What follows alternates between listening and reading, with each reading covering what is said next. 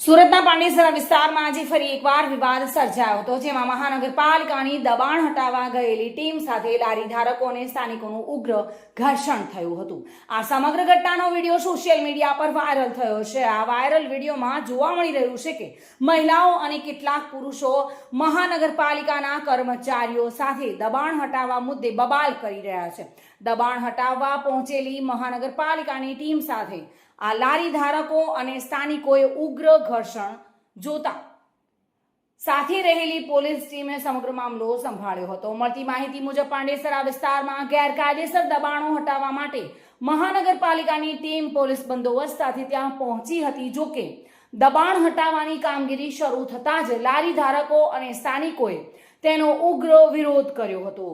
જોતજોતામાં સ્થાનિકોએ તેના ઉગ્ર વિરોધ કરતા જ આ દબાણ હટાવવાના વિરોધ ઘર્ષણમાં પરિણમ્યો હતો. જોકે દબાણ હટાવવા આવેલી ટીમ સાથે બોલાચાલી થઈ હતી, જેમાં સ્થાનિકો અને લારી ધારકોએ દબાણ હટાવવા પહોંચેલી મહાનગરપાલિકા અને પોલીસ કર્મીઓ સાથે ઉગ્ર ઘર્ષણ કર્યું હતું. ઉલ્લેખનીય છે કે અગાઉ પણ આ જ વિસ્તારમાં ઢોર પકડવા ગયેલી મહાનગરપાલિકાની ટીમ પર સ્થાનિકો દ્વારા હુમલો કરવામાં આવ્યો હતો. ત્યારબાદ આજે દબાણ હટાવવા ગયેલા આ ટીમ સાથે ઉગ્ર ઘર્ષણ થતા એવું લાગી રહ્યું છે કે સ્થાનિકો દ્વારા વિરોધ અને ઘર્ષણના બનાવો સામાન્ય બન્યા હોય. તદુપરાંત પોલીસ દ્વારા વાયરલ થયેલા વિડીયોના આધારે વધુ કાર્યવાહી હાથ ધરી છે.